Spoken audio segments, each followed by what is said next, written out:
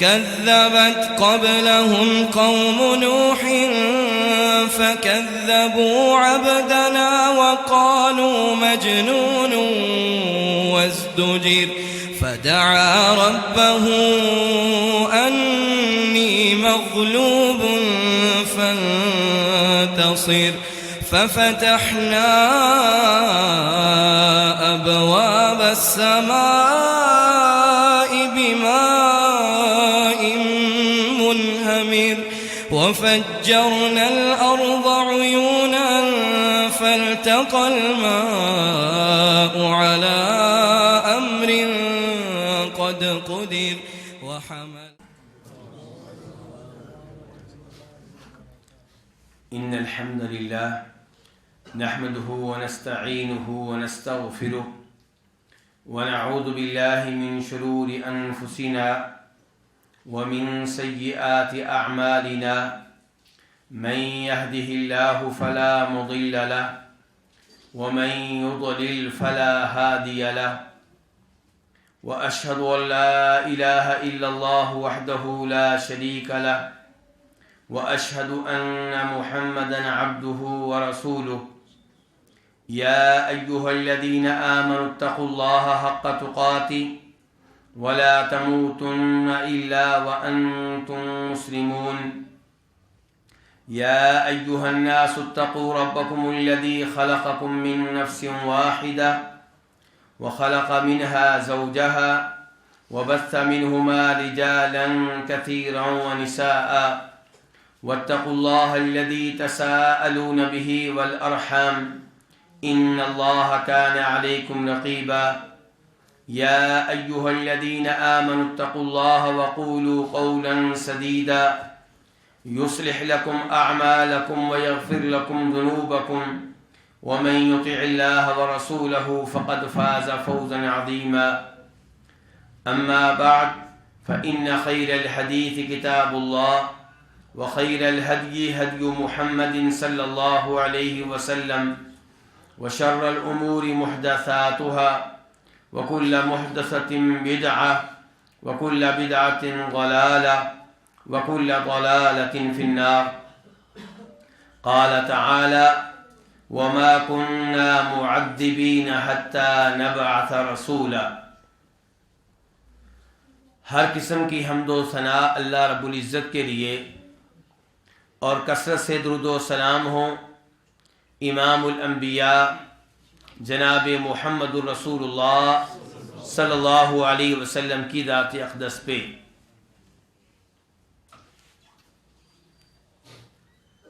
آج جس موضوع پہ گفتگو کرنے جا رہے ہیں یہ بہت ہی حساس اور خطرناک قسم کا موضوع ہے.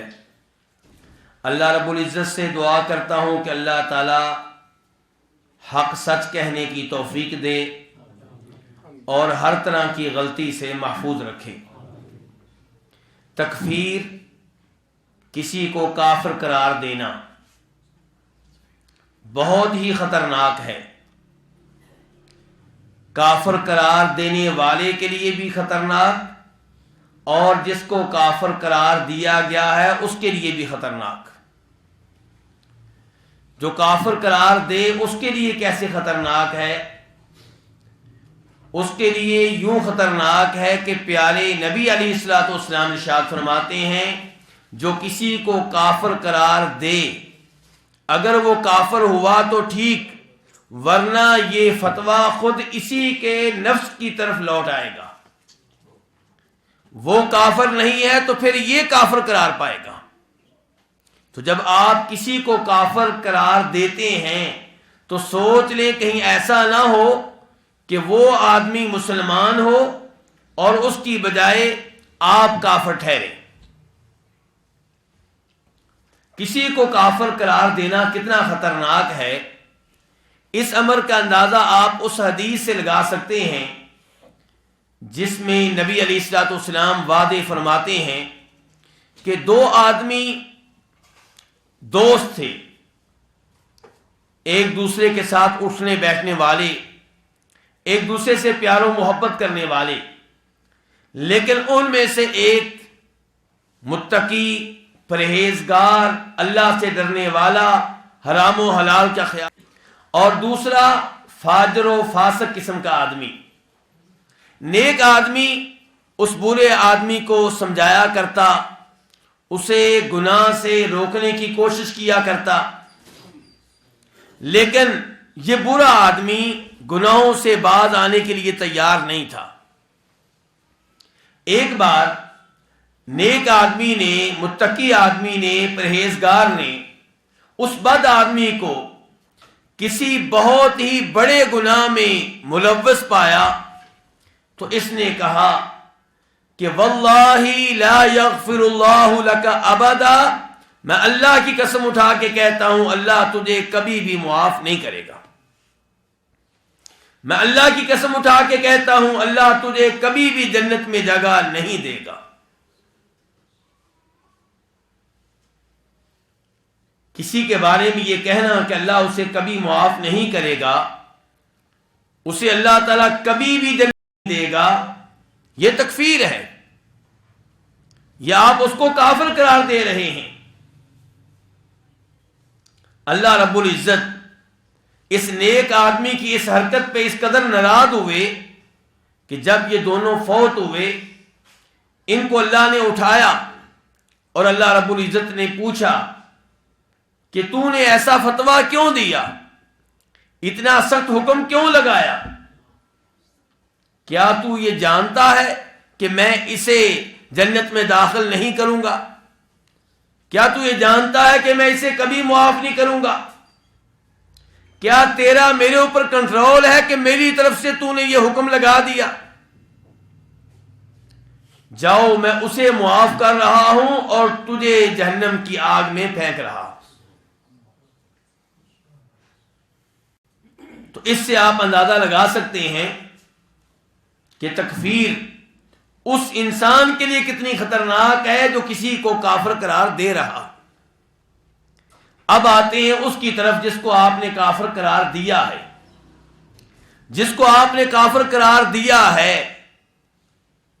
اس کے بارے میں آپ کیا کہنا چاہتے ہیں؟ کبھی آپ نے سوچا ہے؟ آپ یہ کہنا چاہتے ہیں کہ یہ آدمی کبھی بھی جنت میں نہیں جا سکتا، یہ آدمی ہمیشہ ہمیشہ جہنم میں رہے گا۔ آپ یہ کہنا چاہتے ہیں کہ یہ آدمی اللہ کے چہرے کا کبھی بھی دیدار نہیں کر سکتا۔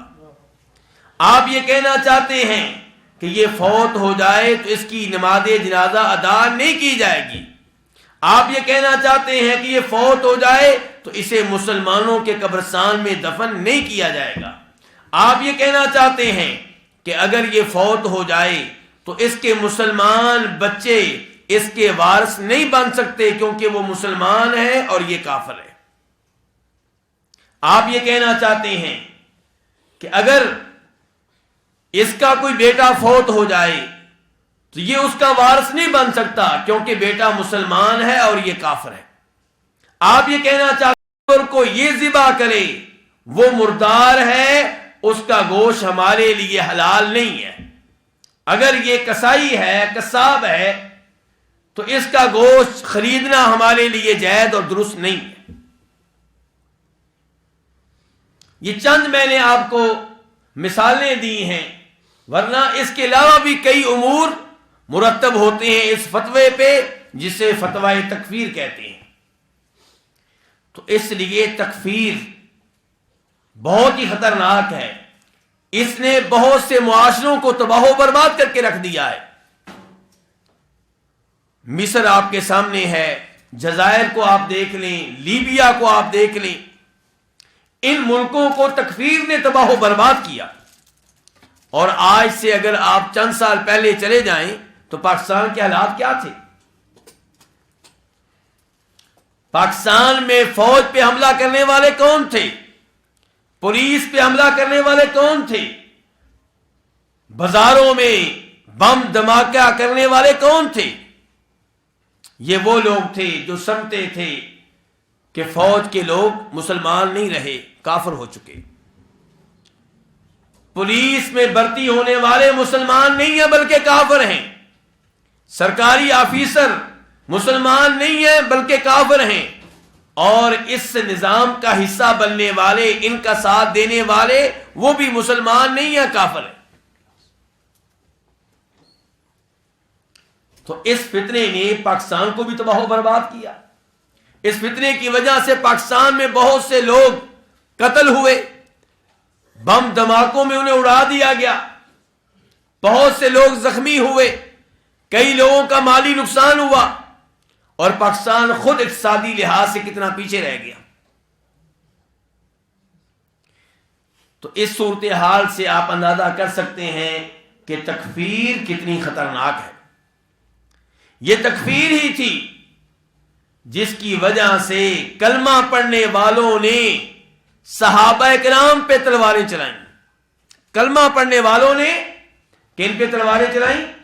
صحابہ کرام پہ، ان پہ نیزے چلائے، میدان جنگ میں ان کے مد مقابل ٹھہرے۔ یہ تکفیر ہی کا نتیجہ تھا کہ جو مشرک تھے ان کو معاف کر دیا گیا، انہیں کچھ نہ کہا گیا، اور کلمہ پڑھنے والے نبی علیہ الصلوۃ والسلام کے صحابی کو قتل کیا گیا، بلکہ ان کی حمل کی حالت میں وائف کو بھی قتل کیا گیا۔ یہ قتل کرنے والے کون تھے؟ انہیں ہم کس نام سے جانتے ہیں؟ خارجی۔ مسئلہ کیا تھا کہ انہوں نے جناب علی کو اور دیگر کئی صحابہ کرام کو کافر قرار دے دیا۔ جب وہ کافر ہیں تو پھر قتل کرنا جائز ہے، جب وہ مرتد ہیں تو ان کا خون بہانا جائز ہے۔ اس فتنے کو صحیح معنوں میں سمجھنے کے لیے میں ایک روایت آپ کے سامنے رکھنا چاہوں گا۔ آپ لوگوں نے پہلے بھی کئی بار سنی ہوگی، لیکن تب مناسبت اور ہوگی، آج مناسبت تکفیر ہے۔ اس روایت کو امام نسائی اپنی کتب السنن الکبریٰ میں لے کر آئے ہیں، دیگر کئی ائمہ حدیث نے بھی اس کو روایت کیا ہے کہ جب اور جناب معاویہ بن ابو سفیان رضی اللہ تعالی عنہم ان کے مابین صلح ہو گئی،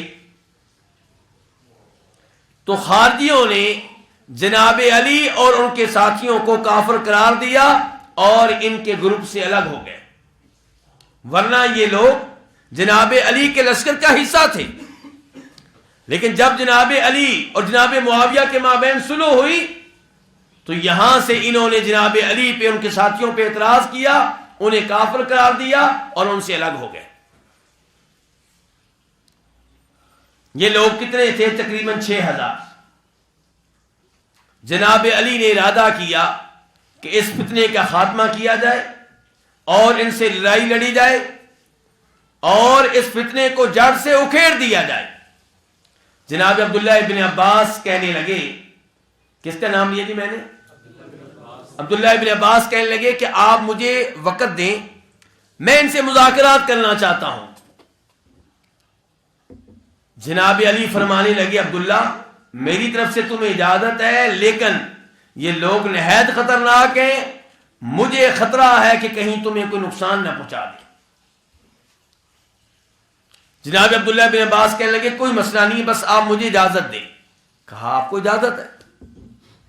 جناب عبداللہ بن عباس خود کہتے ہیں، میں نے بہترین لباس پہنا، کنگھی وغیرہ کی، اور ان لوگوں کے پاس پہنچ گیا۔ دوپہر کا وقت تھا، وہ لوگ کھانا کھا رہے تھے، مجھے دیکھ کر کہنے لگے، مرحبا بک یا ابن عباس فما جاء بک۔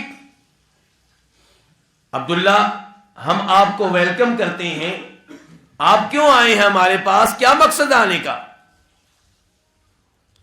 جناب عبداللہ ابن عباس کہنے لگے کہ جئتکم من عند اصحاب النبی صلی اللہ علیہ وسلم، میں تمہارے پاس آیا ہوں نبی علیہ الصلوۃ والسلام کے صحابہ کرام کی طرف سے، مہاجرین و انصار کی جانب سے، ومن عند ابن عمہ وصہرہ، میں تمہارے پاس حاضر ہوا ہوں امیر المؤمنین جناب علی کی طرف سے، جو نبی علیہ الصلوۃ والسلام کے چچا کے بیٹے ہیں اور آپ کے داماد ہیں۔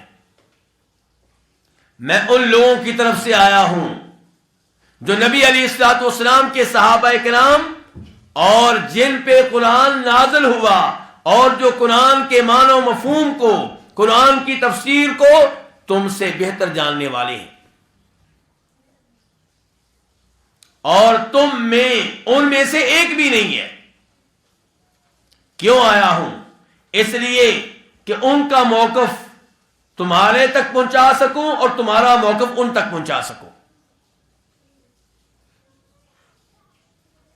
اب ان میں سے کچھ لوگوں نے کہا اس کی باتیں نہ سنو، یہ قریش میں سے ہے اور قریشی بڑے جھگڑالو ہوتے ہیں، یہ خود قرآن بتاتا ہے کہ قریشی جھگڑالو ہوتے ہیں۔ قرآن کی آیتیں صحابہ کرام پہ چسپاں کی جا رہی ہیں۔ جناب عبداللہ بن عباس نے اس پہ صبر کا مظاہرہ کیا۔ ان میں سے چند لوگ عبداللہ ابن عباس کے پاس پہنچ گئے تاکہ ان کے ساتھ بات چیت ہو سکے۔ جناب عبداللہ ابن عباس نے پوچھا مجھے بتاؤ تمہیں کیا اعتراض ہے نبی علیہ الصلوۃ والسلام کے چچا کے بیٹے پہ، آپ کے داماد پہ کیا تمہیں اعتراض ہے؟ صحابہ کرام پہ تمہیں کیا اعتراض ہے؟ کہنے لگے ہمیں 3 اعتراض ہیں۔ کہا لاؤ کیا اعتراض ہے؟ کہا پہلا ہمارا اعتراض یہ ہے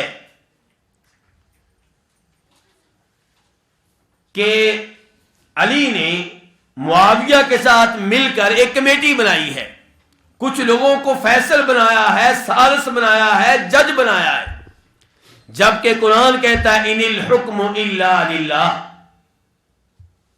فیصلہ کرنے والا کون؟ اللہ۔ فیصلے کا اختیار کسے؟ اللہ رب العزت کو۔ اپنے موقف کے حق میں انہوں نے کیا پیش کیا ہے؟ قرآن۔ جناب عبداللہ بن عباس نے کہا ٹھیک ہے یہ تمہارا پہلا اعتراض ہوا، دوسرا اعتراض کیا ہے؟ کہنے لگے دوسرا اعتراض یہ ہے کہ علی نے، اب یہ علی میں ان کی زبان پہ کہہ رہا ہوں، میرا دل نہیں مانتا کہ میں صرف علی کہوں، لیکن یہ ان کی طرف سے ہے۔ کہنے لگے علی نے لڑائی لڑی، کس سے؟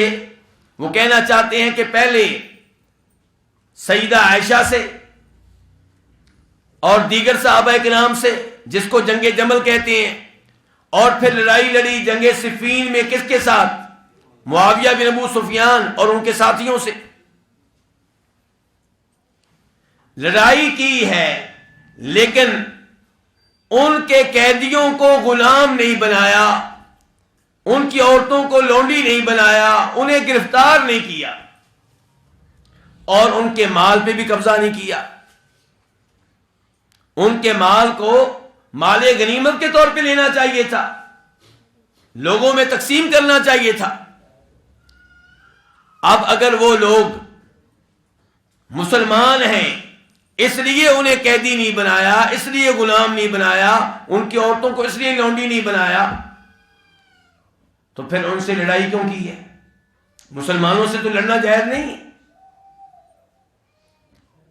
مسلمانوں سے لڑنا جائز نہیں ہے۔ اگر وہ مسلمان ہیں تو لڑائی کیوں کی؟ اور اگر کافر ہیں تو ان کے مال پہ قبضہ کیوں نہیں کیا، انہیں غلام و لونڈی کیوں نہیں بنایا؟ کیونکہ دلائل کیسے ہیں؟ بہت مضبوط دلائل ہے، اور تکفیر کرنے والے جو ہوتے ہیں وہ اپنی جگہ پہ ایسے ہی دلائل رکھتے ہیں، انہیں اپنے دلائل پہ بڑا اطمینان ہوتا ہے۔ کہا تیسرا کیا مسئلہ ہے تمہارا؟ تیسرا کیا اعتراض ہے؟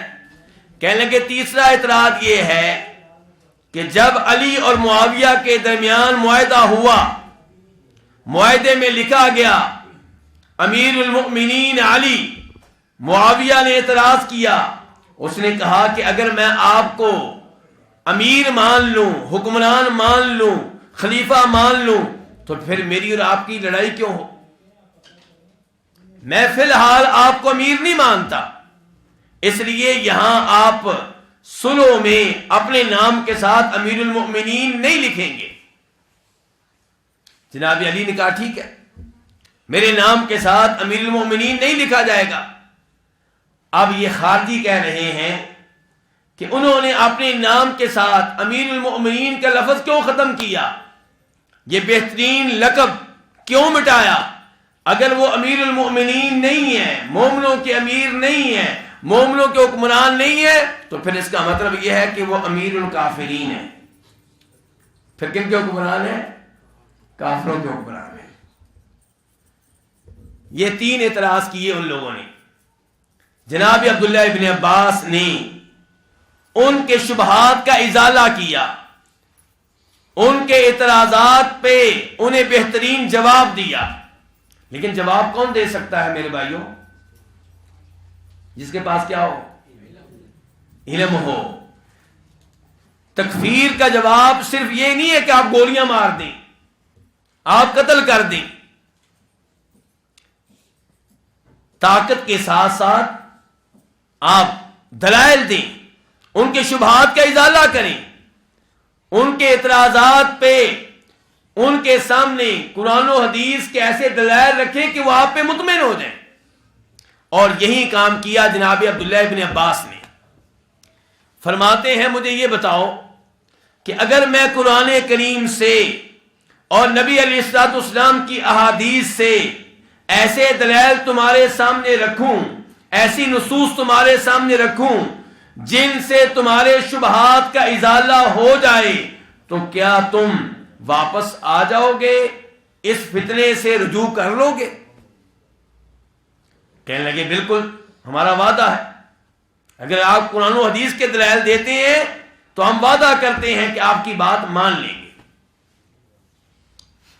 جناب عبداللہ بن عباس کہتے ہیں تمہارے پہلے اعتراض کی طرف آتے ہیں۔ پہلا اعتراض کیا تھا یہ میں نے آپ لوگوں سے اب جاننا ہے۔ پہلا اعتراض کیا تھا جی؟ ان الحکم الا للہ، کہ اللہ تعالیٰ کہتے ہیں فیصلہ کس کا؟ اللہ کا۔ اور انہوں نے کیا کیا؟ حکم الرجال، ایک کمیٹی بنائی ہے، لوگوں کو، انسانوں کو فیصلے کا اختیار دیا ہے، ان کو فیصل مقرر کیا ہے، انہیں جج مقرر کیا ہے۔ قرآن کہتا ہے کہ فیصلہ اللہ کا۔ جناب عبداللہ ابن عباس فرماتے ہیں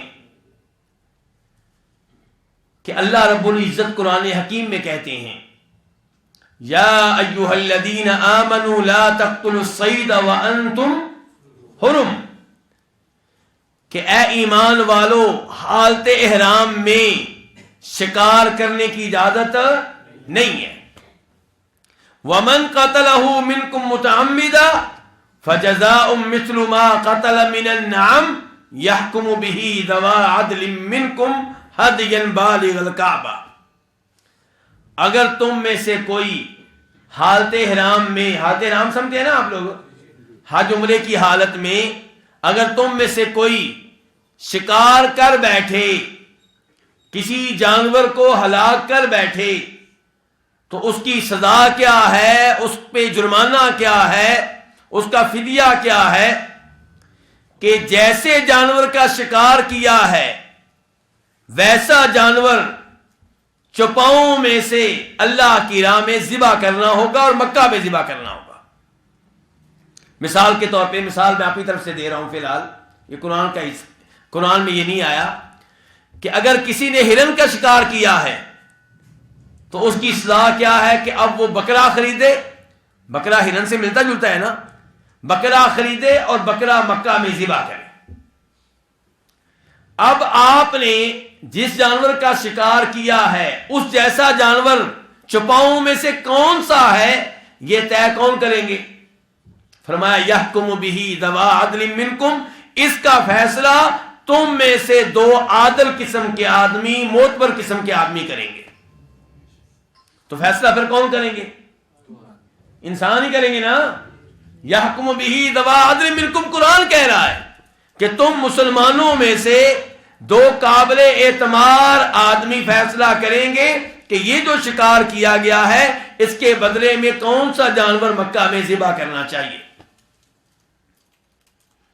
اور اگر جانور ذبح کرنے کی استطاعت نہیں ہے یا جانور ذبح نہیں کرنا چاہتے، کھانا کھلانا چاہتے ہیں، تو او کفارۃ طعام مساکین، کتنے مسکینوں کو کھانا کھلانا ہوگا، یہ بھی فیصلہ وہ 2 آدمی کریں گے۔ اور اگر جانور ذبح نہیں کرنا چاہتے، مسکینوں کو کھانا نہیں کھلانا چاہتے، روزے رکھنا چاہتے ہیں، تو کتنے روزے ہوں گے یہ بھی فیصلہ ان دو آدمیوں نے کرنا ہے۔ تو اللہ رب العزت نے یہاں پہ فیصلے کا اختیار کن کو دیا ہے؟ انسانوں کو دیا ہے۔ تو جناب عبداللہ ابن عباس کہنے لگے مجھے بتاؤ، جو شخص حالت احرام میں ہے وہ خرگوش کا شکار کرے تو اللہ رب العزت نے کہا ہے کہ اس معاملے میں کمیٹی بنائی جائے، دو آدمی مقرر کیے جائیں، وہ فیصلہ کریں کہ اس کے بدلے میں کون سا جانور مکہ میں ذبح کرنا ہے۔ خرگوش کے معاملے میں اللہ رب العزت نے انسانوں کو فیصلہ کرنے کا اختیار دیا، تو امت مسلمہ کا خون بچانے کے لیے، انہیں باہم لڑائی سے بچانے کے لیے کمیٹی مقرر کرنا یہ کیسے جرم ہو گیا؟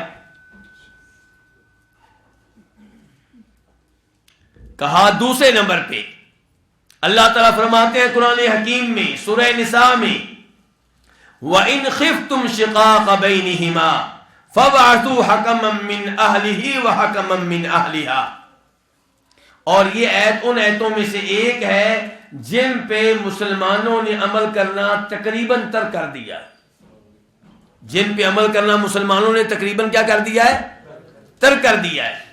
اللہ تعالیٰ کہتے ہیں جب میاں بیوی میں اختلافات پیدا ہو جائیں، معاملہ حد سے آگے بڑھ جائے، تو کیا کرو؟ دو آدمی مقرر کرو جو ان کے مابین فیصلہ کریں، ایک آدمی بیوی کے خاندان میں سے اور ایک آدمی خامد کے خاندان میں سے۔ تو یہ دونوں سارس بنیں گے، دونوں فیصل بنیں گے اور دونوں کا موقف سنیں گے اور پھر اپنا فیصلہ سنائیں گے۔ تو یہاں پہ بھی اللہ رب العزت نے ایک گھر کو اجڑنے سے بچانے کے لیے انسانوں کو فیصلہ کرنے کا اختیار دیا۔ تو عبداللہ ابن عباس فرمانے لگے مجھے بتاؤ، ایک گھرانے کو اجڑنے سے بچانے کے لیے انسان فیصلہ کر سکتے ہیں، تو امت مسلمہ کو قتل ہونے سے بچانے کے لیے، ایک دوسرے کے اوپر تلواریں چلانے کے عمل سے بچانے کے لیے انسانوں کو فیصلہ دینے کا اختیار دینا یہ کیسے غلط ہوا؟ عبداللہ بن عباس نے کہا بتاؤ میرا یہ موقف مان گئے ہو، تمہارا اعتراض ختم ہوا؟ کہنے لگے بالکل ختم ہو گیا۔ آگے بڑھنے سے پہلے یہ پوچھنا چاہوں گا کہ عبداللہ ابن عباس نے ان کا اعتراض کس کے ذریعے ختم کیا؟ قرآن کے ذریعے۔ اور اس سے یہ پتا چلا کہ صحابہ کرام کس قدر علم والے تھے، اور اس سے پتا چلا کہ صحابہ کرام کے علم کا مطالعہ کرنا چاہیے۔ صحابہ کرام آپ کو بتائیں گے کہ قرآن سے آپ نے مسئلہ کیسے اخذ کرنا ہے۔ سلف صالحین کے علم میں بڑی برکت ہے، تو اپنے آپ کو سلف صالحین کے ساتھ جوڑ لینا چاہیے، اور سلف صالحین کی تفاسیر، ان کے اقوال اور ان کی روایات، انہیں فوقیت دینی چاہیے بعد میں آنے والے لوگوں کے اقوال پہ۔ اس کے بعد عبداللہ ابن عباس فرمانے لگے تمہارا دوسرا اعتراض کیا تھا؟ جی کیا تھا؟ اب اس جانب سے بات آنی چاہیے، کیا تھا یہ دوسرا اعتراض؟ یہ تیسرا ہے، اس کو ذرا پیچھے رکھیں۔ ہاں، مال غنیمت کا مسئلہ ہے، غلام نہیں بنایا گیا ان کے مردوں کو، ان کی عورتوں کو لونڈیاں نہیں بنایا گیا۔ جناب عبداللہ بن عباس نے کہا مجھے یہ بتاؤ کہ کیا تم یہ چاہو گے کہ ام المؤمنین عائشہ کو لونڈی بناؤ؟ تمہاری ماں، اللہ نے انہیں تمہاری ماں قرار دیا، اگر تم کہتے ہو کہ تمہاری ماں نہیں ہے پھر بھی تم کافر ہو، اور اگر یہ کہتے ہو کہ وہ ماں ہے لیکن لونڈی بنانا جائز تھا، لونڈی بنا کر ان کے ساتھ وہ سلوک کرنا جائز تھا جو لونڈیوں کے ساتھ کیا جاتا ہے، پھر بھی تم کافر قرار پاؤ گے، کیونکہ اللہ تعالیٰ کہتے ہیں وَأَزْوَاجُهُ أُمَّهَاتُهُمْ، قرآن کہہ رہا ہے کہ نبی علیہ السلام کی بیویاں تمہاری مائیں ہیں۔ اب اس پہ بھی لاجواب ہو گئے۔ اپنی طرف سے کتنے مضبوط دلائل تھے ان کے پاس کہ اگر وہ کافر نہیں تھے تو ان کے ساتھ لڑائی کیوں کی، اور اگر لڑائی کی ہے تو پھر ان کے مردوں کو غلام کیوں نہیں بنایا، ان کی عورتوں کو لونڈیاں کیوں نہیں بنایا۔ تو جب عبداللہ ابن عباس نے قرآن کی آیت ان کے سامنے رکھی، جناب عائشہ کی مثال ان کے سامنے رکھی، تو لاجواب ہو گئے، ان کا یہ اعتراض بھی زائل ہو گیا، ختم ہو گیا۔ تیسرا اعتراض یہ تھا کہ جناب علی رضی اللہ تعالیٰ عنہ نے اپنے نام سے امیر المؤمنین کا لفظ کیوں ختم کیا، معاہدے میں اس لفظ کو باقی کیوں نہیں رہنے دیا، اس پہ اصرار کیوں نہیں کیا۔ تو یہاں پہ جناب عبداللہ بن عباس نے حدیث سے مدد لی۔ پہلا اور دوسرا اعتراض ختم کرنے میں مدد کس سے لی تھی؟ قرآن سے۔ اور یہاں مدد کس سے لی ہے؟ حدیث سے۔ اور اس سے یہ پتا چلا میرے بھائیوں کہ اصل دلائل کیا ہے؟ قرآن و حدیث۔ سلف صالحین کے ذریعے کس تک پہنچنا ہے؟ قرآن و حدیث تک پہنچنا ہے، اور قرآن و حدیث کے دلائل میں بڑی برکت ہے۔ تو جناب عبداللہ بن عباس کہنے لگے کہ جب حدیبیہ کی صلح ہوئی تھی تب معاہدہ لکھنے والے مسلمانوں کی طرف سے کون تھے؟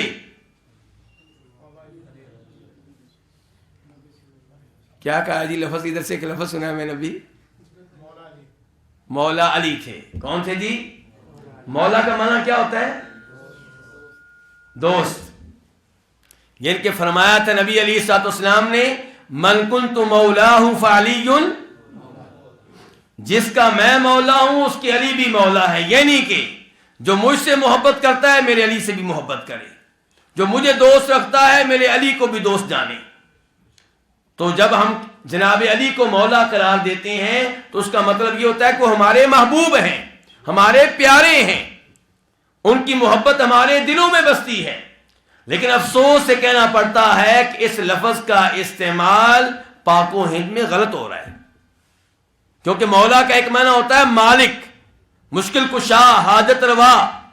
انت مولانا فانصرنا علی القوم الکافرین، اے اللہ تو ہمارا مولا ہے، کیا مطلب؟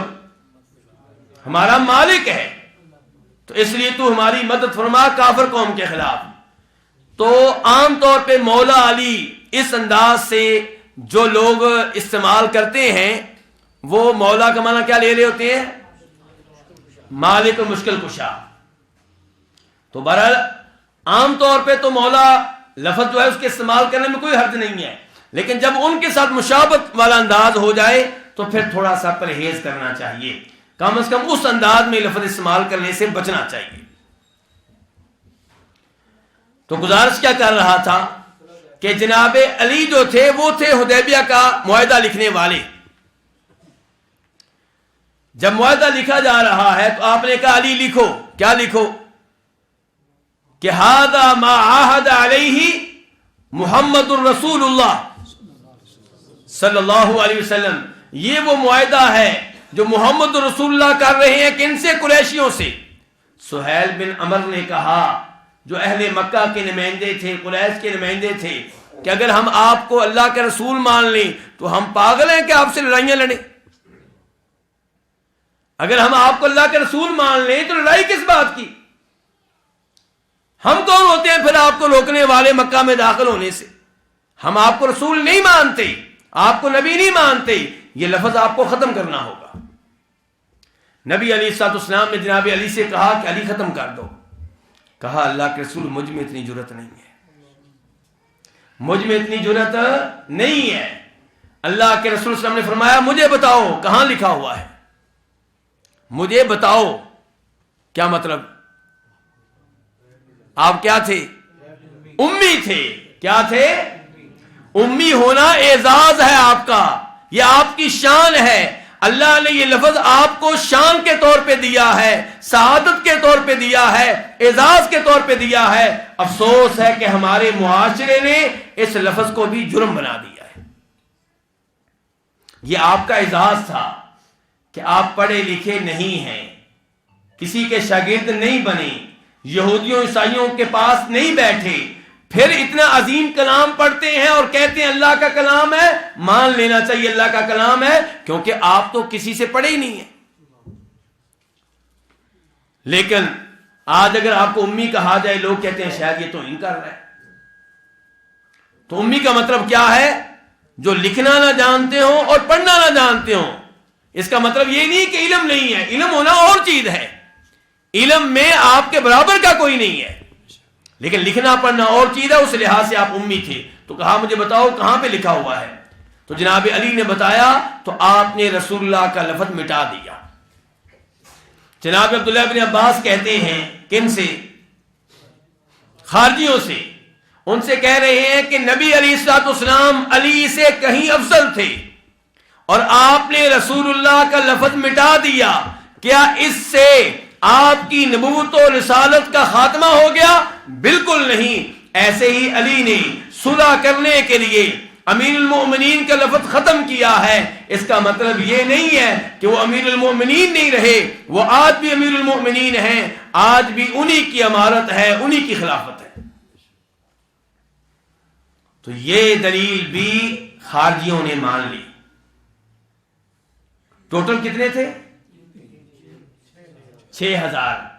ان میں سے 2000 نے اپنے موقف سے رجوع کر لیا اور جناب علی کے لشکر کا حصہ بن گئے، لیکن 4000 لوگ اپنے موقف پہ ڈٹے رہے، کیونکہ اللہ جسے چاہتا ہے ہدایت دیتا ہے اور جسے چاہتا ہے ہدایت سے محروم کر دیتا ہے۔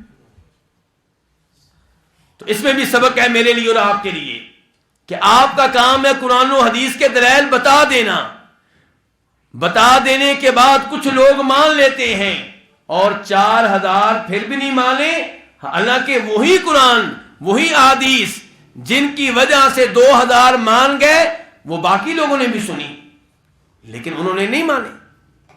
تو اس لیے کسی بھی دعوت دینے والے کو پریشان نہیں ہونا چاہیے۔ آپ کی ذمہ داری کیا ہے؟ دعوت دینا۔ آپ کی ذمہ داری کیا ہے؟ سمجھا دینا۔ دلوں میں ہدایت داخل کرنا یہ اللہ کے ہاتھ میں ہے۔ تو کہنے کا مقصد کیا تھا؟ یہ موضوع میں نے کیوں شروع کیا تھا؟ جی، کہ یہ لوگ صحابہ کرام کو کیا قرار دے رہے تھے؟ کافر، اور بتا رہا تھا کہ تکفیر اتنا خطرناک فتنہ ہے کہ اس فتنے میں مبتلا ہونے والے لوگوں نے صحابہ کرام کو بھی معاف نہیں کیا۔ جناب علی جن کو نبی علیہ الصلوۃ والسلام نے جنت کی خوشخبری دی ہے، انہیں بھی معاف نہیں کیا۔ تو فتنہ تکفیر بہت خطرناک فتنہ ہے، لیکن اس کا مطلب یہ بھی نہیں ہے کہ تکفیر کا موضوع دین اسلام سے نکال دیا جائے۔ اب کچھ لوگ ایسے بھی پیدا ہو گئے، کہتے ہیں کسی کو کافر قرار دینے کی ضرورت نہیں ہے، سب ٹھیک ہے، بلکہ یہودی بھی ہمارے بھائی، عیسائی بھی ہمارے بھائی، سکھ بھی ہمارے بھائی، ہندو بھی ہمارے بھائی، کسی کو بھی کافر قرار دینے کی ضرورت نہیں ہے۔ تو یہ موقف بھی غلط ہے، وہ موقف بھی غلط، یہ بھی غلط۔ تکفیر اسلام کا حصہ ہے، اس کو کافر قرار دیا جائے گا جو کافر قرار دیے جانے کا حقدار ہے۔ امام بخاری، ترمذی وغیرہ روایت کرتے ہیں کہ جناب علی رضی اللہ تعالیٰ عنہ نے اپنے زمانے میں ان لوگوں کو جنہوں نے جناب علی کو معبود قرار دینا شروع کر دیا تھا، انہیں قتل کیا۔ کیوں؟ مرتد ہو چکے ہیں، دین اسلام سے خارج ہو چکے ہیں۔ انہیں سمجھایا گیا، توبہ کروانے کی کوشش کی گئی، لیکن وہ سمجھنے کے لیے تیار نہیں تھے، اپنے موقف سے ہٹنے کے لیے تیار نہیں تھے، توبہ کرنے کے لیے تیار نہیں تھے۔ تو جناب علی نے حکم دیا، انہیں آگ میں جلا دیا گیا۔ کس میں جلا دیا گیا؟ آگ میں۔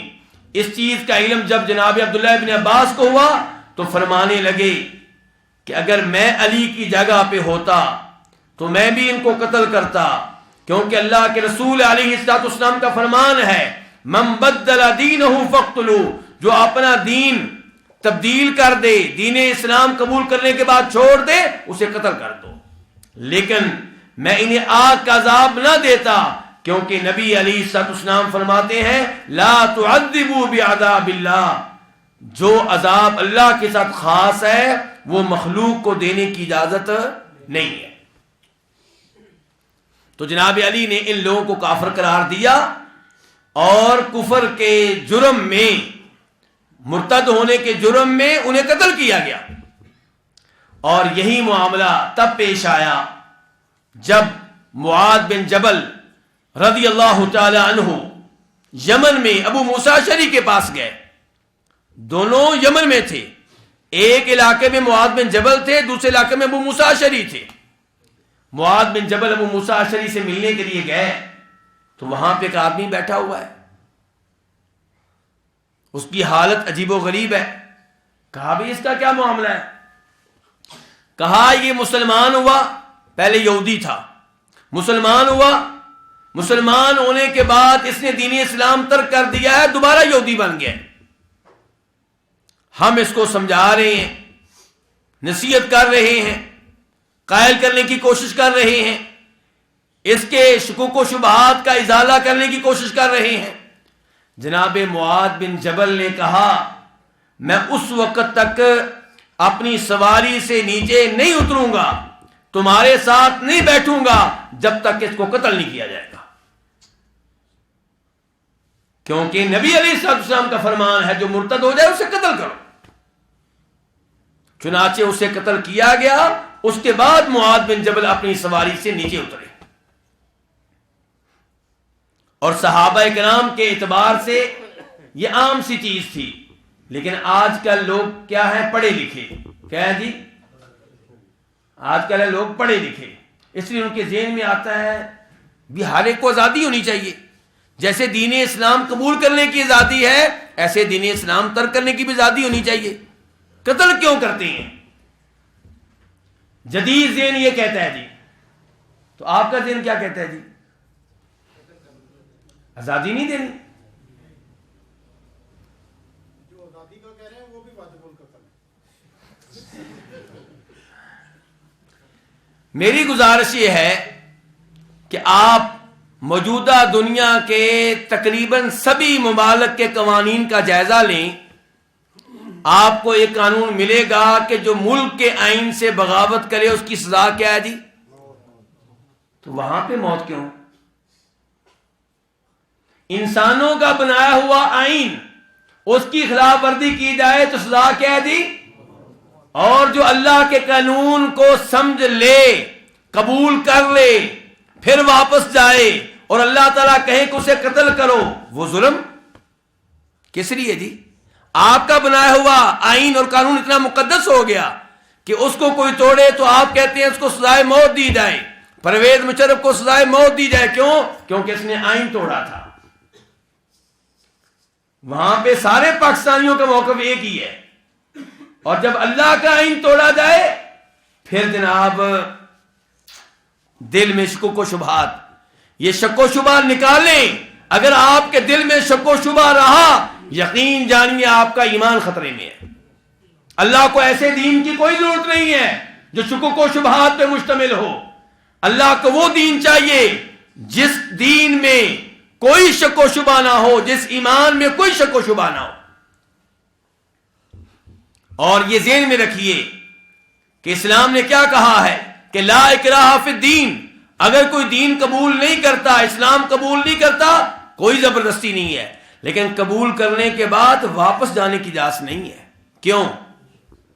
اس میں کئی حکمتیں ہوں گی، اللہ جانتا ہے، ہم نہیں جانتے. لیکن ایک حکمت ہمارے سامنے بھی آئی، وہ آپ کے سامنے رکھ دیتے ہیں. سورہ آل عمران 30 سپارہ. یہودیوں عیسائیوں نے آپ کی زندگی میں باقاعدہ یہ منصوبہ بنایا تھا کہ اسلام پھیلتا ہی چلا جا رہا ہے، اس کا علاج ہونا چاہیے. کیا علاج؟ کچھ لوگوں کو تیار کیا جائے، ان میں سے ایک آدمی جائے صبح اور اس شخص کا کلمہ پڑھ لے، مسلمان ہونے کا اعلان کر دے. بڑے خوش ہوں گے صبح، جناب ایک نیا یہودی مسلمان ہو گیا، ایک نیا عیسائی آ کے مسلمان ہو گیا. سارا دن ان کے ساتھ گزارے اور شام کے ٹائم دوبارہ سے یہودیت میں واپس آ جائے، عیسائیت میں واپس آ جائے اور یہ اعلان کرے کہ میں تو سمجھتا تھا مسلمان بڑے اچھے ہیں، دین بڑا اچھا ہوگا، یہ تو پسند نہیں آیا. تو جب آپ یہ طریقہ اپنائیں گے تو جو کمزور مسلمان ہیں امید ہے کہ وہ بھی واپس آ جائیں گے. تو اس لیے کیا حکم ملا کہ جو اپنا دین بدل دے اس کو کیا کرو؟ قتل کر دو. یہ راستہ بند. مسلمان ہونے کے معاملے میں زبردستی نہیں ہے، حالانکہ اللہ زبردستی کرے تو اللہ کو حق پہنچتا ہے. کیوں جی؟ بطور والد آپ کے گھر میں مردی کس کی چلتی ہے؟ برداشت کرتے ہیں بیٹے کو؟ اس وقت بیٹا آپ کے مقابلے میں گھر میں کچھ کرنا چاہے برداشت کر لیں گے؟ مثال کے طور پہ جس جگہ کو آپ نے گراج کے طور پہ مخصوص کیا ہے، بیٹا کہے نہیں جی یہاں پہ میں نے کمرہ بنانا ہے، برداشت کر لیں گے؟ ہضم ہو جائے گا؟ کبھی نہیں کریں گے. تو اللہ رب العزت کی زمین پہ رہتے ہوئے، اللہ کی چھت کے نیچے رہتے ہوئے، صبح و شام اللہ کی نعمتیں استعمال کرتے ہوئے آپ اللہ کے دین کے ساتھ غداری کریں، بغاوت کریں، اور آپ کو اگر سزائے موت سنائی جائے تو آپ کہیں غلط ہے. وہ غلط نہیں، آپ غلط ہیں. تو بہرحال ہمارا موضوع کیا ہے؟ تکفیر. ایسے ہی ہے جی. تو پہلے ہم نے کیا بتایا کہ فتنہ بہت خطرناک ہے، اس لیے اس معاملے میں جذباتیت کا مظاہرہ نہ کیا جائے، اس معاملے میں سوچ سمجھ کر چلا جائے. دوسرے نمبر پہ وعدے کیا کہ اس کا علاج یہ بھی نہیں ہے کہ تکفیر کا دروازہ مطلق طور پہ بند کر دیں کہ سارے ہی مسلمان ہیں، سب ٹھیک ہیں جی. یہ کام بھی نہیں چلے گا. اعتدال کی راہ وہ کیا کہ جن کو قرآن و حدیث کے ذریعے کافر قرار دیا گیا وہ کافر ہے. اور تکفیر میرے بھائیوں دو طرح کی ہے. تکفیر کتنی طرح کی ہے؟ ایک میں وہ الفاظ استعمال کروں گا جو آپ کے لیے آسان ہوں گے. علماء کرام تو کہتے ہیں تکفیر مطلق اور تکفیر معین، لیکن یہاں پہ الفاظ آسان چلیں گے. کیا عام تکفیر، خاص تکفیر. کیا ہم استعمال کر لیتے ہیں جی؟ عام تکفیر قرآن و حدیث میں واضح طور پہ موجود ہے. مثال کے طور پہ یہ کہنا کہ یہودی کیا ہے جی؟ کافر ہے. عیسائی کیا ہے؟ کافر ہیں. کسی یہودی کا نام نہیں لیا گیا، کسی عیسائی کا نام نہیں لیا گیا، عام طور پہ ان کو کافر قرار دیا گیا ہے. یا یہ کہنا کہ جو بھی اللہ کے وجود پہ ایمان نہ لائے وہ کافر ہے، یہ عام تکفیر ہے، کسی کے نام تو نہیں لیا گیا. تو ایک ہوتی عام تکفیر اور ایک ہے خاص تکفیر. تو عام تکفیر کی چند اصول آپ کے سامنے رکھوں گا، چند ضوابط آپ کے سامنے رکھوں گا، پھر ہم خاص تکفیر کی طرف آئیں گے. جو بھی اس چیز پہ ایمان نہ لائے جس پہ ایمان لانا واجب ہے، جس پہ ایمان لانے کا حکم ملا ہے، وہ کافر ہے. اب ایمان لانا کس پہ واجب ہے؟ اللہ تعالیٰ پہ. جو اللہ کے وجود پہ ایمان نہ لائے کافر ہے. جو اللہ تعالیٰ کے رب ہونے پہ ایمان نہ لائے وہ کافر ہے. جو اللہ تعالیٰ کے معبود برحق ہونے پہ ایمان نہ لائے وہ کافر ہے. جو اللہ تعالیٰ کے ناموں اور صفات پہ ایمان نہ لائے وہ کیا ہے؟ کافر ہے. اور جو اللہ کے نبیوں پہ ایمان نہ لائے وہ کافر ہے. جو کہے سب نبیوں کو مانتا ہوں لیکن نبی عیسیٰ علیہ السلام کو نہیں مانتا ہوں وہ کافر ہے. جو کہے سب نبیوں کو مانتا ہوں لیکن نبی محمد کو نہیں مانتا وہ کافر ہے صلی اللہ علیہ وسلم. جو فرشتوں پہ ایمان نہ لائے وہ کیا ہے؟ کافر ہے. جو کہے کہ سب فرشتوں کو مانتا ہوں لیکن جبریل کو نہیں مانتا وہ کیا ہے؟ کافر ہے. جو آسمانی کتابوں کو نہ مانے وہ کافر ہے. اور جو کہے سب کتابوں کو مانتا ہوں لیکن تورات کو آسمانی کتاب نہیں مانتا کافر ہے. جو کہے سب کتابوں کو مانتا ہوں لیکن قرآن کو نہیں مانتا کافر ہے. جو کہے کہ میرا آخرت پہ ایمان نہیں ہے، بس یہی زندگی ہے، فوت ہوتے ہی کہانی ختم، وہ کیا ہے؟ کافر ہے. اور جو کہے آخرت پہ ایمان لاتا ہوں لیکن قبر کے عذاب پہ ایمان نہیں ہے وہ کافر ہے. جو کہے آخرت پہ ایمان ہے لیکن میں یہ نہیں مانتا کہ وہاں پہ کوئی حوض کوثر ہوگا کافر ہے. جو یہ کہے میں آخرت میں ایمان لاتا ہوں لیکن میں یہ نہیں مانتا کہ جہنم کے اوپر ایک ایسا پل ہوگا جو بال سے زیادہ باریک ہوگا، تلوار سے زیادہ تیز ہوگا، کافر ہے۔ جو کہے کہ میں یہ نہیں مانتا کہ کوئی میزان ہوگا، وہاں پہ کوئی ترازو ہوگا، وہ کیا ہے؟ کافر ہے۔ جو کہے کہ میں نہیں مانتا کہ آخرت میں مومن اللہ تعالیٰ کا دیدار کر سکیں گے، وہ کیا ہے؟ کافر ہے۔ جس کا تقدیر پہ ایمان نہیں ہے وہ کیا ہے؟ کافر ہے۔ کہتا ہے میں نہیں مانتا، میری عقل نہیں مانتی کہ جو کچھ یہاں پہ ہو رہا ہے اللہ نے پہلے ہی لکھا ہوا ہے، میں نماز پڑھوں گا یا نہیں پڑھوں گا اللہ نے پہلے ہی لکھا ہوا ہے، اور میں تقدیر کے سے ہٹ کے کچھ نہیں کر سکتا، یہ میں نہیں مانتا، تو ایسا آدمی کیا ہے؟ کافر ہے۔ یہ عام تکفیر کے اصولوں میں سے پہلا اصول ہے۔ دوسرے نمبر پہ اللہ رب العزت نے اور اللہ کے نبی علیہ الصلوۃ والسلام نے ماضی کے کئی حالات بتائے، ماضی کی کئی خبریں بتائیں، ان سب پہ ایمان لانا واجب ہے، ضروری ہے۔ جو ایمان نہیں لاتا یا کسی ایک بات پہ ایمان نہیں لاتا وہ کافر ہے۔ کوئی کہتا ہے میں نہیں مانتا کہ آدم علیہ السلام کو جنت میں داخل کیا گیا تھا، پھر ایک درخت سے روک دیا گیا تھا، پھر وہاں سے نکال دیا گیا تھا، یہ سب ایسی باتیں میں نہیں مانتا، وہ کیا ہے؟ کافر ہے۔ جو کہے میں نہیں مانتا کہ ایک نبی آئے تھے جن کا نام نوح تھا، 950 سال تبلیغ کرتے رہے، یہ کیسے ممکن ہے؟ چلو 50 سال آپ کہہ رہے ہیں جی، 100 سال کہہ رہے ہیں، 200 سال کہہ رہے ہیں، 950 سال میں نہیں مانتا، تو ایسا آدمی کیا ہے؟ کافر ہے۔ تیسرے نمبر پہ ہم پہ واجب ہے کہ ہم ان اخبار پہ، ان آیات پہ، ان احادیث پہ، ان باتوں پہ بھی ایمان لائیں جن کا تعلق مستقبل سے ہے، مستقبل کی پیشین گوئیاں۔ اگر کوئی ان پہ ایمان نہیں لاتا تو وہ کیا ہے؟ کافر ہے۔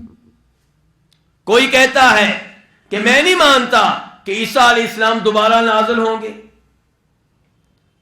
میں نہیں مانتا کہ دجال نامی کوئی انسان آئے گا، یہ ایک کہانی ہے، ایک افسانہ ہے، تو عیسیٰ علیہ السلام کے نزول کو نہ ماننے والا یا دجال کی آمد کو نہ ماننے والا کیا ہے؟ کافر ہے۔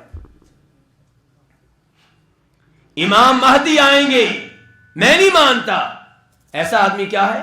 کافر ہے۔ سورج ایک دن آئے گا کہ مشرق کی بجائے کدھر سے نکلے گا؟ مغرب سے نکلے گا، کوئی کہتا ہے میں نہیں مانتا، میری عقل نہیں مانتی، تو ایسا آدمی کیا ہے؟ کافر ہے۔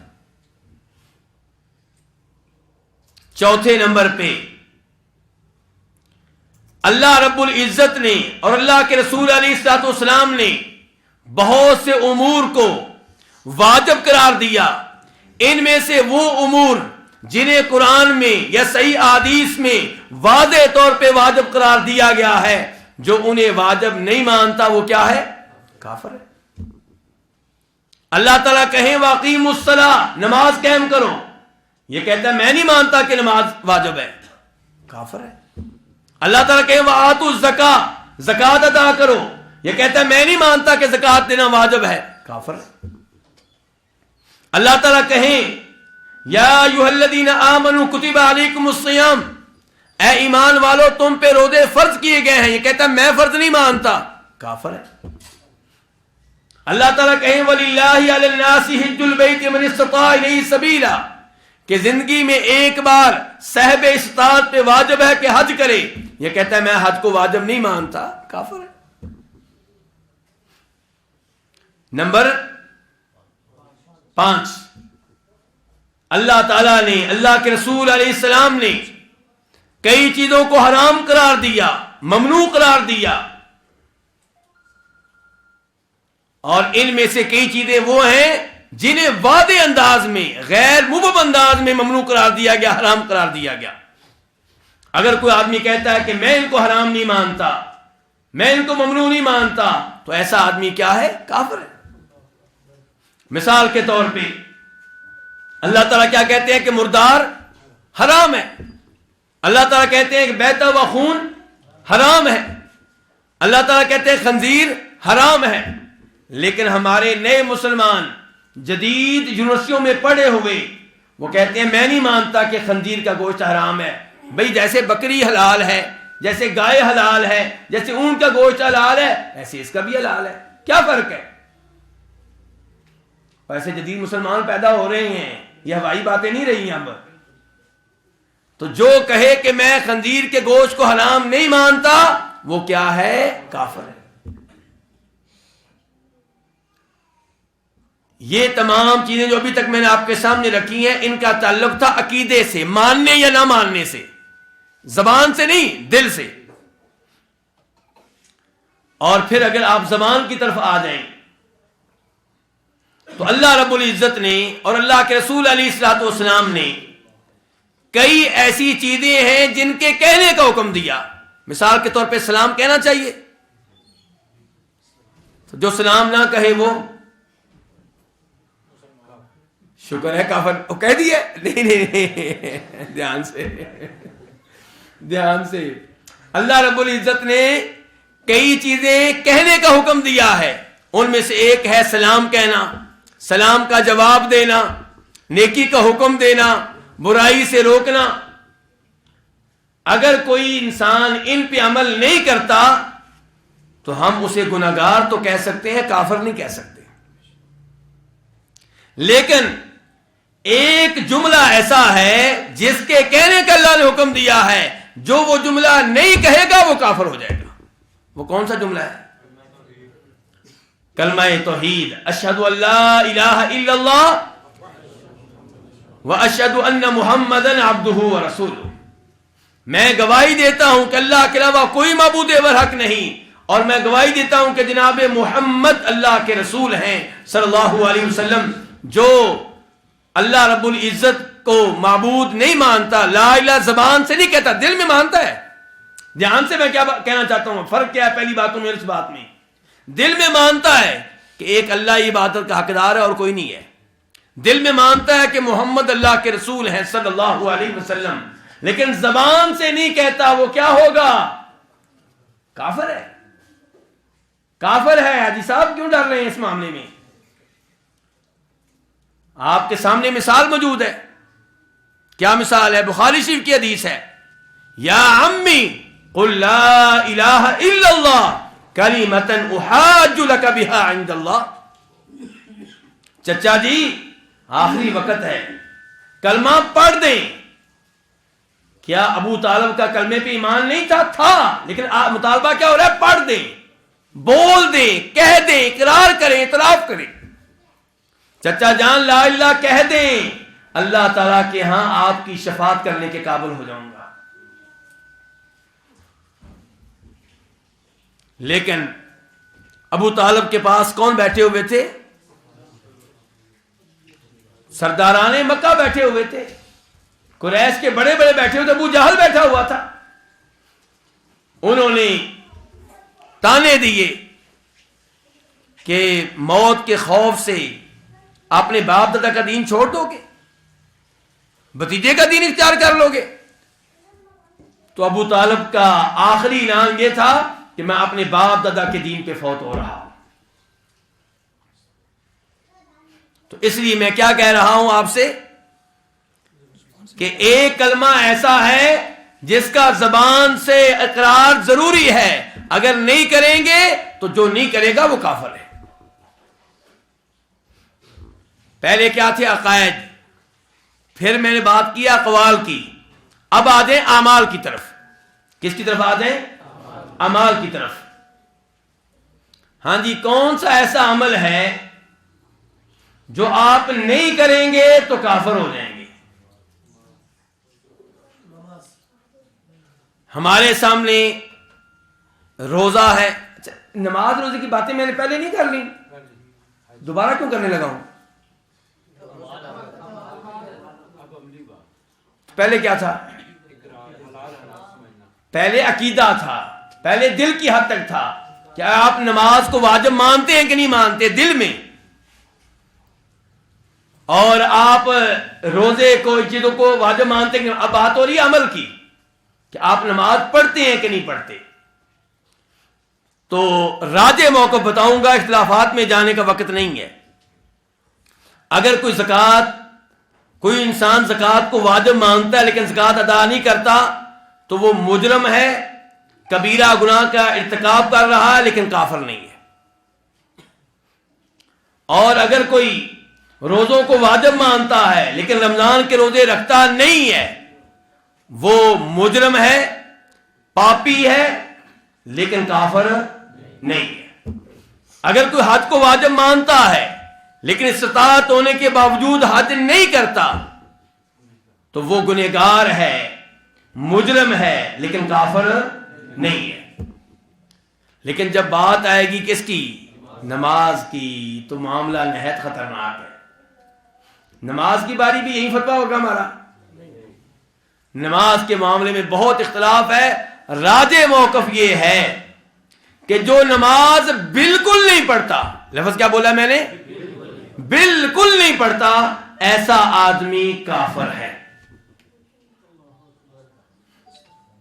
جناب جابر بن عبداللہ کہتے ہیں، فرمایا نبی علیہ الصلوۃ والسلام نے کہ ان بین الرجل وبین الکفر والشرک ترک الصلاۃ، کہ انسان کے درمیان، مسلمان کے درمیان اور کفر کے درمیان جو چیز حائل ہے وہ نماز ہے.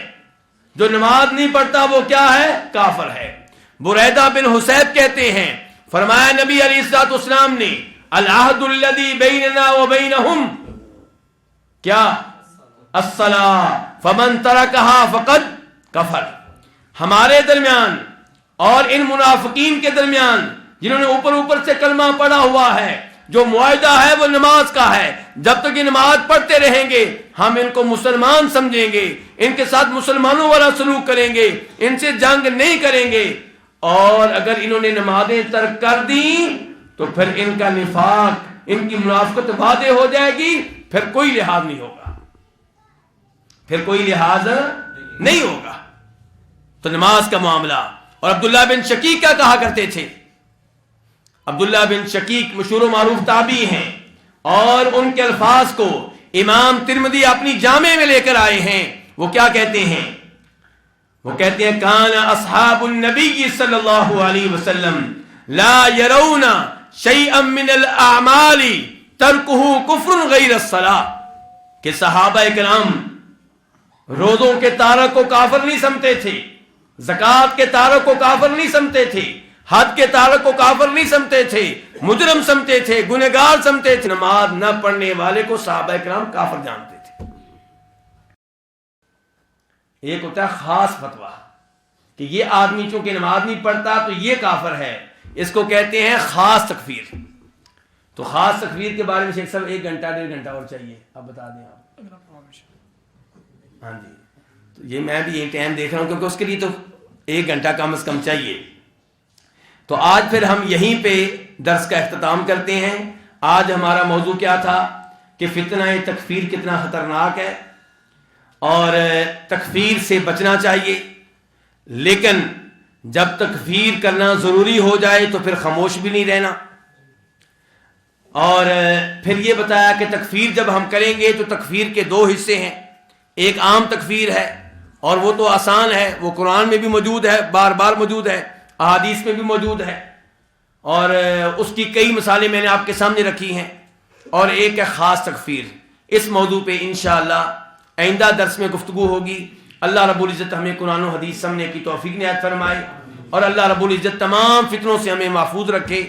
اور جو دوست احباب اس مسجد کے ساتھ تعاون کرتے ہیں، ان دروس کے ساتھ تعاون کرتے ہیں کسی بھی لحاظ سے، اللہ تعالیٰ ان سب کی یہ محنتیں قبول فرمائے، ان سب کی زندگی میں برکتیں ڈالے، اور اللہ تعالیٰ ہمیں بھی ان کے ساتھ متعاون بننے کی توفیق دے.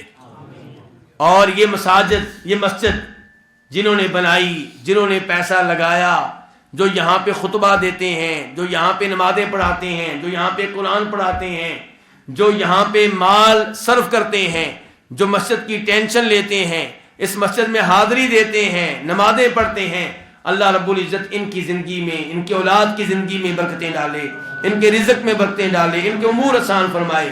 اور ہم سب پہ اللہ تعالیٰ اپنی رحمتیں برکتیں نازل فرمائے، ہم سب کی اولاد کو اللہ تعالیٰ نیک بنائے۔ اللہ کرے کہ روز قیامت یہ مجالس ہمارے لیے مفید ثابت ہوں اور ہمارے خلاف وبال نہ بنے۔ اللہ رب العزت تمام مسلمان مریدوں کو شفا دے، خصوصاً ہمارے دو بڑے عالم دین، ان کے لیے نام لے کے دعا کروں گا۔ ایک شیخ مبشر احمد ربانی، بہت قیمتی انسان ہے، ہیرا ہے، ہیرا، علم، اور کیا بات ہے اس علم کی، اور وقت پہ بات کرنا، دلائل کے ساتھ بات کرنا، سنجیدگی کے ساتھ بات کرنا۔ اس انسان کو اللہ نے علم کی بہت بڑی دولت دی ہے، اس کے لیے دعا کریں کہ اللہ تعالیٰ اس عظیم انسان کو مکمل شفا دے، صحت دے۔ اور پھر ہمارے راولپنڈی کے ڈاکٹر سید الرحمان شاہ صاحب، وہ بھی بیمار ہیں، ان کے لیے دعا کریں کہ اللہ تعالیٰ انہیں بھی شفا دے۔ یقیناً ان کی بھی بہت جہود ہے اس شہر میں، انہوں نے بھی بڑی محنتیں کی ہیں، اور ہمارے دیگر علماء کرام جو بھی پریشان ہیں، بیمار ہیں، اللہ تعالیٰ سب کو شفا دے۔ وآخر دعوانا الحمدللہ رب العالمین۔ جی ایک سوال تھا، السلام علیکم۔ ہم سلام میں دنیاوی طالب علم ہوں، آپ نے جیسا فرمایا کہ نماز بالکل نماز نہ پڑھنے والا کافر ہے، جی، تو آیا کہ اس میں تھوڑی سی تفصیل بتائیے گا کہ ایک بندہ شروع سے نہیں پڑھتا کہ یا وہ کتنی دیر تک نہیں پڑھتا تو کافر کہلائے گا؟ کافر اس کو کہہ رہے ہیں جو بالکل نہیں پڑھتا، جو شروع سے جب کہ وہ پیدا ہوا اور مرتے تم تک نہیں پڑھتا وہ کافر، وہ کافر ہے۔ اور باقی لوگوں کا بھی معاملہ آسان نہیں ہے، اس کا مطلب یہ نہیں ہے، لیکن باقی لوگوں کو ہم کافر نہیں کہیں گے، ٹھیک ہے نا، ہیں وہ بھی خطرے میں، بہت بڑا جرم ہے ایک نماز بھی بلکہ کئی علماء کرام نے ایک نماز ترک کرنے والے کو بھی کافر قرار دیا ہے۔ ان میں سے ایک شیخ ابن باز رحمہ اللہ ہے۔ کون ہے شیخ ابن باز؟ سعودی عرب کے مفتی اعظم، فوت ہو چکے ہیں، بلکہ ان کا فتویٰ یہاں تک سن لیں، ان کا فتویٰ یہاں تک سن لیں میرے بھائیوں، کہ اگر کوئی آدمی رات کو الارم لگاتا ہے کتنے بجے کا؟ صبح 8 بجے کا، آفس کے ٹائم کا، ان کے نماز پڑھنا اس کے منصوبے میں شامل ہی نہیں ہے، کہتے ہیں وہ آدمی کافر ہو جاتا ہے۔ ہم نے اس کی بات کی ہے جو واقعی جس کے کفر میں شک و شبہ نہیں ہے، ورنہ دوسرا موقف بھی آسان نہیں آپ کو بتا دوں، لیکن اس میں پھر دلائل ہیں، کوئی کیا کہتا ہے، کوئی کیا کہتا ہے، ادھر بھی دلائل ہیں ادھر بھی، تو اس کی طرف ہم گئے ہی نہیں ہیں، لیکن اس کی ہم صفائی نہیں دے رہے، نہ اس کو پاک صاف قرار دے رہے ہیں، وہ بھی بہت بڑا مجرم ہے، لیکن جو بالکل نماز نہیں پڑھتا اس کو ٹھوک کے کہہ رہے ہیں کہ وہ کافر ہے۔